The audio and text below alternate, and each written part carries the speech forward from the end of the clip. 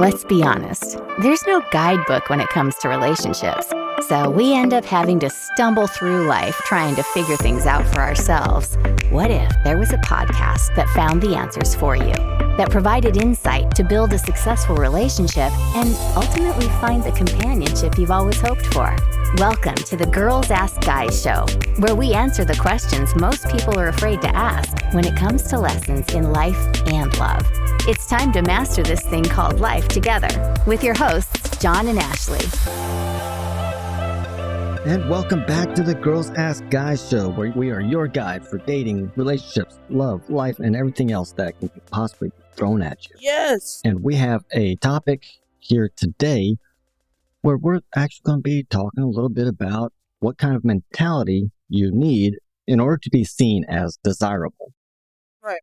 And it sounds crazy. It sounds like something that you wouldn't necessarily say in a sentence like your personality isn't desirable. But the truth is it happens. And as we grow up, as life changes for all of us, we become different people, we do different things, and life gets thrown at us, we tend to adapt to the world around us, and it shapes our personality sometimes into something that isn't so likable, something that may be abrasive or something that's too quiet.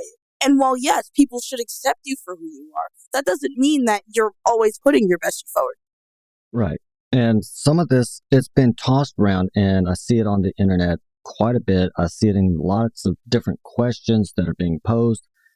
And it's this whole leadership, alpha, commanding type lifestyle. You can have that mentality, but you don't actually have to have that type of lifestyle. And really what this breaks down to is being congruent. Right. Everything lines up with everything else. What you think matches what you say, which matches your body language. One of those things are out of sync, and people stare like, okay, wait a minute, is this person being fake? What is it that they're trying to say to me? What are they trying to do? Because you can't sit there and be looking at the ground and going, yeah, I really like you. I'd like to go out with you. And they're like, are you serious? What's so interesting about my shoes? Right, exactly. And it's very simple. And it's not too difficult. Like we said, we always make sure you guys have actionable steps. So even from this show alone, you're going to walk away with some nice tips on how to be congruent and making everything line up while still not having it. People confuse correct me if I'm wrong. People confuse alpha with dominating and obnoxious.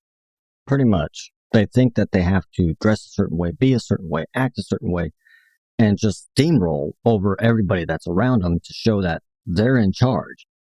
No, you're actually being a dick. Stop it. Right, exactly. You're not being an alpha male. You're being a total dick, and nobody wants to be around you.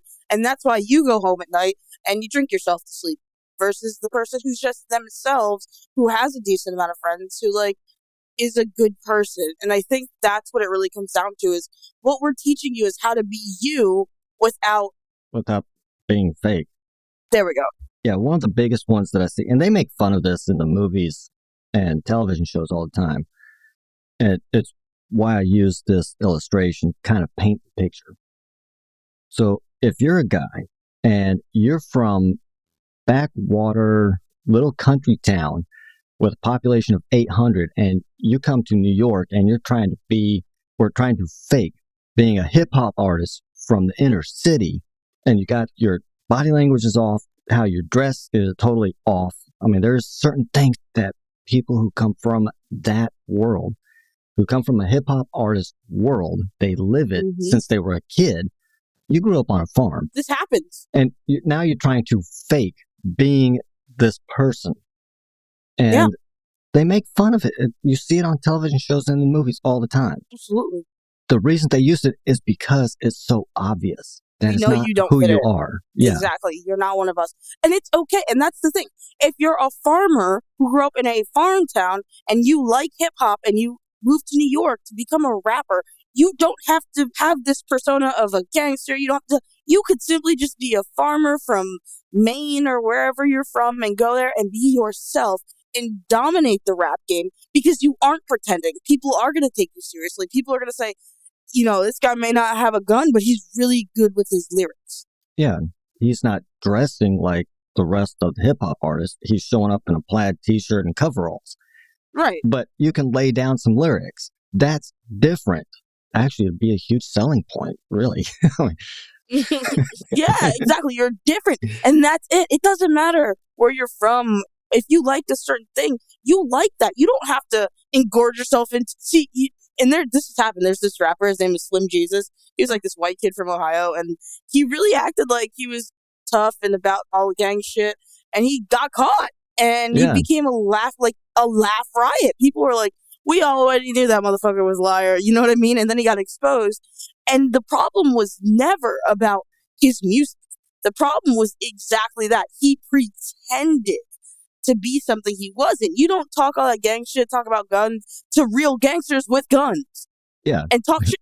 I mean, like, that's Yeah, fucking yeah. stupid. Like, you have a pocket knife, homie. Like, don't do that. You don't even have that. You have a pitchfork. Yeah. Like I said, the issue was never his music.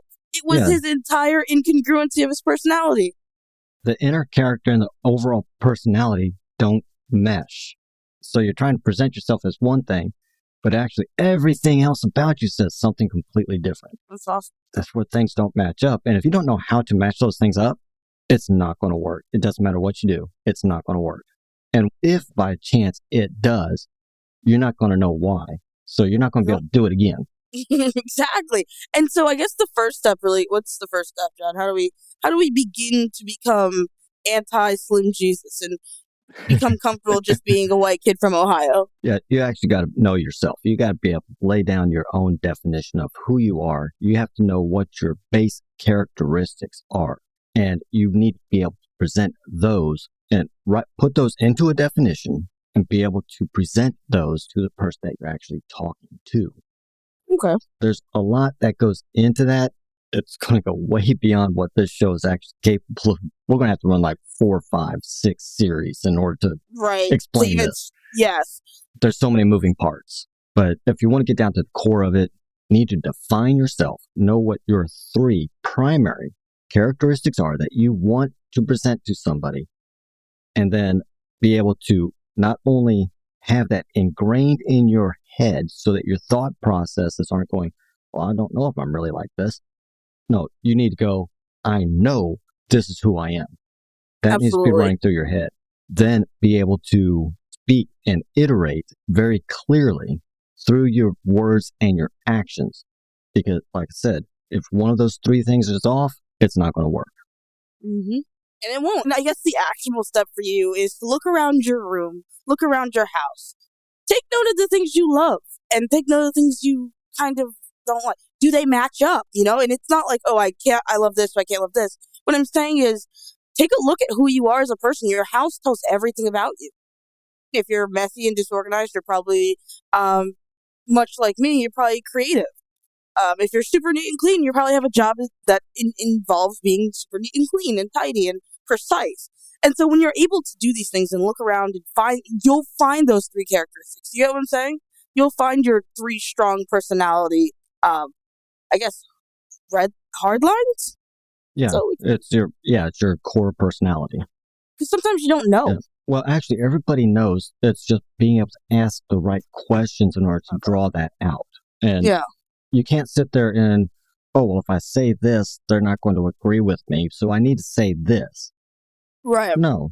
You have to be 100% transparent and honest with yourself. Right. Otherwise, you can't be transparent and honest with somebody else. Right. And to know that, you have to, like I said, the easiest thing I can tell you, the first thing when you see my house, you walk in, you go, this person's a fucking weirdo. You know, I have like a guitar, a piano, don't play either, by the way.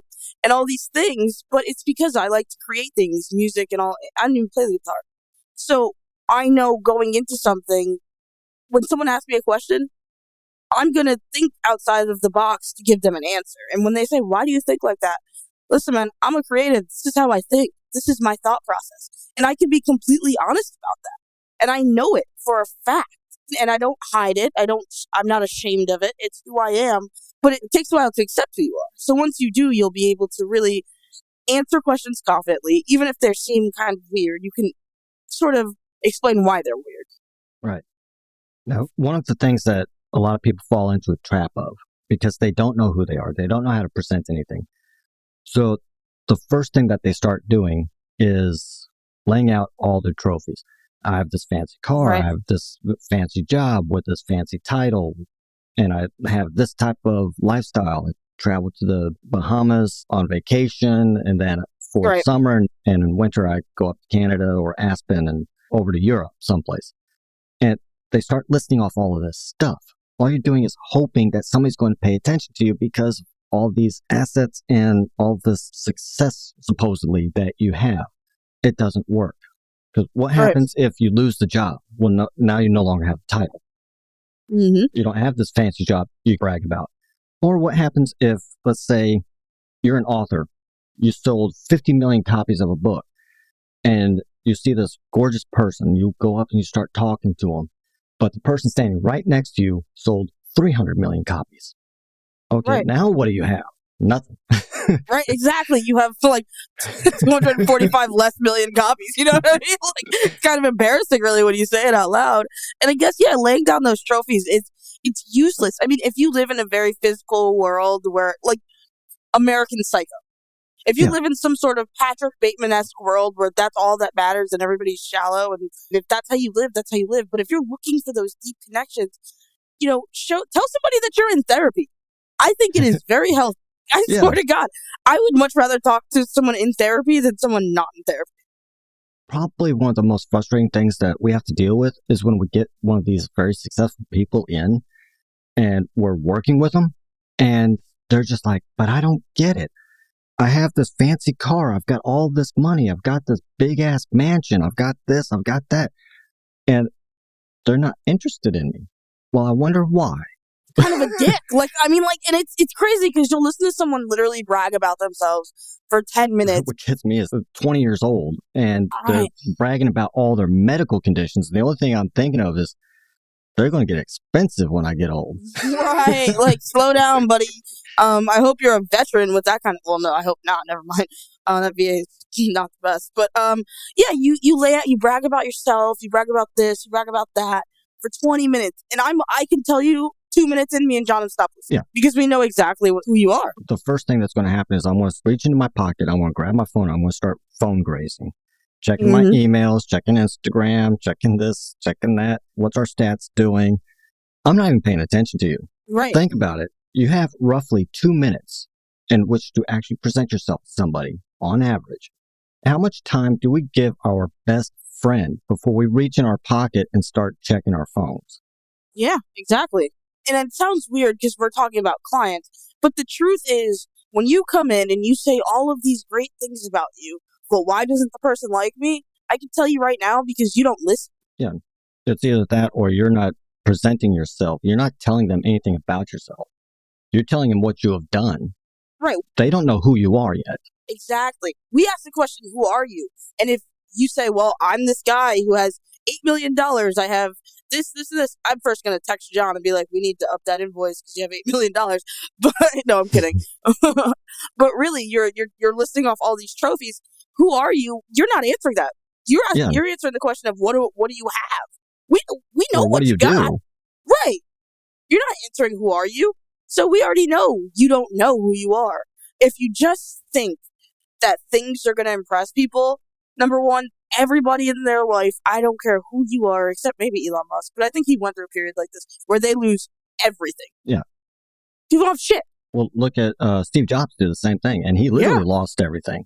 Everything. Yeah, everything that he had created was gone. So he can no longer sit there and go out and impress somebody. Well, he's Steve Jobs, you know what I mean? Like, well, he can no longer go out and say, I'm the president and CEO of a major tech company.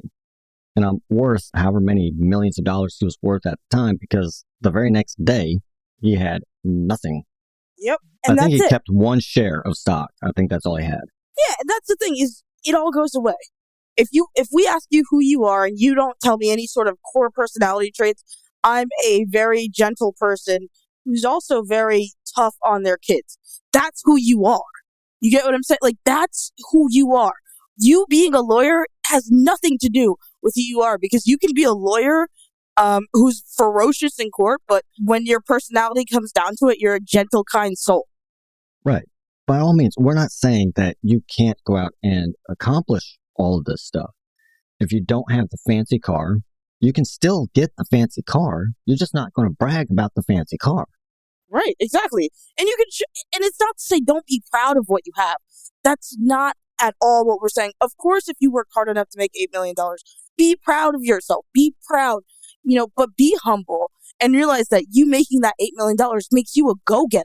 That's who you are. You aren't an 8 millionaire. You're a go-getter. You are an ambitious person who clearly understands how to maneuver through life. Right. Here's the other little tidbit about this whole thing. A lot of people confuse what it is to be alpha with whatever mentality that they think, and it's propagated by movies and television, what you see online, unfortunately, by a lot of relationship coaches and pickup artists and dating coaches. All of them say this is what alpha is, or this is what a leadership mentality is. Yeah. It shows absolutely nothing about who you are. Right. You don't have to have the fancy cars. You don't have to have all this stuff. You can wear whatever you want to wear. You can have whatever job you want to have. You can do whatever you want to do. I don't care if your car is your Adidas and that's how you get from one place to another. Doesn't matter. Right. The thing that you have to think about is it's the mentality of how you present yourself. Absolutely. Yeah, and it matters because if you are a person like the one of the favorite analogies, the guy who was renting a bunch of things, and then when he ran out of money, like he had to show up in the Honda. Oh yeah, that client. Oh my gosh. And the girl leaves him, and he's like, "Well, why did she leave me? 'Cause you lied, bro." Like it's not even. And what happens is when you put yourself in that position to where you're leading trophy first and not heart first, like once those trophies are gone, people are gonna be like, "So you lied to me?" Exactly. Like what? I'm annoyed now, like I don't want to talk to you. And you could be the most personable person ever, but if you're starting this inconsistently, then you're already showing that you're not taking it seriously. Yes, because you can accomplish whatever you want to accomplish in your life. You can wear any kind of clothes that you want to wear. It doesn't matter what your age is. You can be extremely rich or extremely poor. You can have good taste. You can have bad taste. You can be a multi-trillion-dollar multinational corporate president, CEO, or you can be a part-time ticket taker over at the local movie theater cinema. I mean, it doesn't matter. You are not restricted by your circumstances, your age, your class, your wealth, or your success. Where you go in your life is completely determined by you, your desires, your dreams, your goals. That's what you want to convey to somebody. This is where I am. This is where I'm going. Do you want to join me? Yeah. And that's what you want. And that, you know what I mean? Like, that's what you freaking want. And when you don't have that, it sucks, but you have time to create it. So while you're trying to figure out, okay, why doesn't this person like me? You have time to create someone that you like, first of all, that you're willing to present to the world. And someone, when you see that person, you're ready to say, get in this car. We're going on a ride to the rest of our lives. That's so creepy. Don't ever say that. Worst pickup line. Like, never use that, ever. And if it works, let me know. Yeah. Yeah, if you have a big van, it says free candy on the side. Hop in, free hot dogs. I would get in a van more likely to say free hot dogs than free candy. Right? Like, think about it. Free food, man. But people come up with this thing where they have to choose to either be the bad boy, the bad girl, or the good boy, good girl. And all that does is it gets you hung up on superficial things in your head. And when you try to present yourself differently, your thought process is going, this is not really who I am, so I'm going to try to fake it till I make it type of deal, which in dating and relationships, it really doesn't work. Seriously, I give you maybe a 10% success rate, and when it does work, you're not going to know why. Because something clicked. Either this outside circumstances, the environment, whatever it was, something outside affected how it worked. And if you cannot control your environment, it's not going to work. Yeah, I agree, actually. That's actually something that we include inside of our course. Yeah, I was thinking of like an action step. Yeah, you can only control your environment up to a certain point. Right, and I was like, maybe there's an action step we can give them in controlling their environment. That's why I do coffee dates. And it's really not even a date. It's more like we're going to sit down and kind of get to know each other. So I usually invite them, hey, would you mind meeting up tomorrow around noon over at this coffee shop? Now, they can say yes or no. more than likely, if I've presented everything correctly, they're going to say yes. And then we meet up at the coffee shop. It's a smaller place. There's usually tables that are separated from everybody else. There's very little distraction. So we're more one-on-one. Yeah, exactly. That's how I'm able to control my environment. I control my environment. I tend to set the pace of the conversation. That's how I control my environment. I make sure that the conversation is steered towards things that are great listening questions. So, questions you ask that are very open-ended, that are great with listening, but also questions that can kind of probe a little bit into who the person is. So controlling your environment is something that you can do even subtly. It's not manipulation. Like you read The Art of the Deal and it's like, oh, speak first. You know what I mean? No. When we talk about controlling your environment, we mean creating a comfortable setting for you guys to get to know each other. But a comfortable setting that is not weird, that is not malicious, that is not you sitting around and like negging someone to death or doing any of that stuff. You're not planting people in the area so that they can come in and talk you up. Right. I've seen that happen. I've done that. Well, I mean, if you're out with a group of friends, your friends are either going to talk you up or talk you down. Hopefully they're going to talk you up. But yeah, if you're planting people and it's kind of like walking into your house and you hit the button on the remote, the lights dim, the music comes on, the candles light. I mean, that's an environmental manipulation. That's weird. Yeah, and it's just weird. It's unnecessary. Environmental manipulation is something I would say you do more in a relationship, but not in a creepy way. Just, a really romantic setting. That's after you know each other for a while. Right, exactly. You don't do that first date. Yeah, you want to get control of your environment. That's like a really good point. Is there's just a better way to set things up than just kind of going with it, making sure that everyone's comfortable, but still making sure that there's some sort of control you have, so that if things start to go wrong, you can kind of notice it quickly and either start over, which is perfectly fine, or finish the date and go home. Yeah, and I've started dates Delete over. their number. I've actually started dates over. I was like, this is weird, isn't it? Yeah, it kind of feels a little bit, okay, let's start this over. That's just identifying the elephant in the room. But really, the thing that we want to get across to you with this whole thing is you need to be congruent, and that means everything is in alignment. Your thoughts and your actions are saying the same thing. Because if they are not saying the same thing, you're going to come off as being fake. Then showing who you are carries a lot more power than what you have achieved, because you're going to be setting yourself up for the long term. I agree. And then trying to show something that you are not is going to be viewed as being weak and fake. Weird. Look at how many people we see in the movies, and they're these huge A-list stars. A single scandal hits, and then we don't see them anymore. Yeah. Nobody wants to work with them. Weird as you're right, dude. Like we have major scandals all the time. I mean, like look at Bill Cosby, who we looked at as like America's black dad and all that stuff. For years, and then decades. 40 years later, he's some serial rapist, and you're like, oh my goodness. And it's so incongruent with who he was. There's a fight on whether he did it or not, and whether you believe he did it or whether you didn't. How much of a bullshit life do you want to live that you have to hide yourself? Look at what happened with Ellen DeGeneres. Dude, she's fucking nuts. Yeah, on screen she was one way, but everybody behind the scenes is like, this chick is off her rocker. Yeah, she's like, don't look at me. She lost her and show. All this crazy shit. Yeah. Like, and it came out, and it was like, because Ellen's this short little funny person who kind of looks like Justin Bieber. Turns out Ellen's huge. See you next Tuesday. And we're all like, there's no way. Yeah.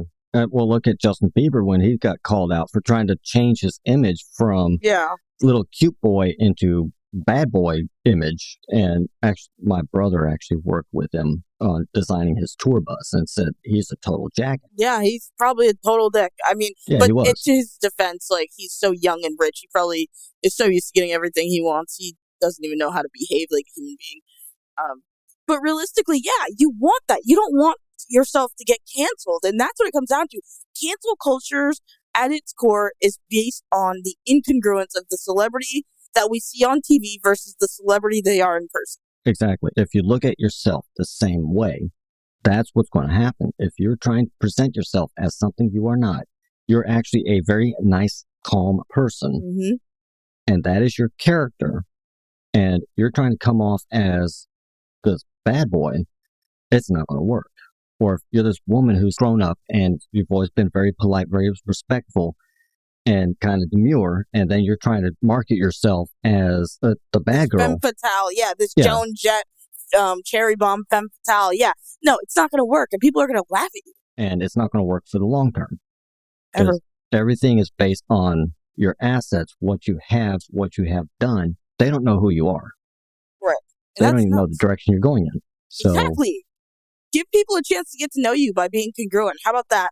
I think that's a really cool way to sum it up, is just give people a chance to get to know you by being consistent, by being yourself, and people will like you. Exactly. Unless you're Ellen DeGeneres. And if they don't like you, then your personality and their personality, your traits and their traits are not lining up. You can't get mad at somebody for not liking you and rejecting you when they don't even know who you are. And that's my problem with the MGTOW community and a lot of the incel community, because it's their fault. They don't like me. Well, how are you presenting yourself? What are you showing? Right. Oh, they're nuts, though. They're so wrapped in this concept of what they think humans should be. I talked with them earlier, or one of them earlier, and they're You gotta get one of them on the show, dude. I have one of them that's actually willing to debate us. I don't think he wants to talk to me, though, because you might have to take the lead on that, because I'll be like, what kind of beta male bullshit are you being spoken to? But he's alpha. I don't know. Which level is he? Because there's levels to MGTOW, right? Well, we did a whole show on it. Yeah. But he actually came out against that show and said, you didn't research your facts. We used their actual website. How much factual can we get? Yes, dude. We pulled your stupid ass chart from your shit. I would love for him to come on the show. I obviously would have to be gentle because he's a very fragile ego, and he would probably start calling me all kinds of N-words and shit. But I would love to talk to the guy. Yeah, I can probably get him on. But I don't know, he'd probably be like that other guy that we offered. Hey, you can come on and tell your side of the story. Read my book. Yeah, I'm not buying your shitty ass book, dude. I already know who you are. Oh my gosh, he is the trip. We got to do a follow-up show on him anyways. I don't know. Maybe we should. I could probably get his book for free on a Kindle. You know what I mean? We should check Kindle to see if it's on there for free. Because that's the only way. Well, we have to make sure it's actually out first. Right. For real. It was supposed to be out 2 months ago, wasn't it? December. He probably took all those pre-orders. Well, probably all one. Both. The one that he got from his uncle. Yeah, right. The one that he paid for with a different name.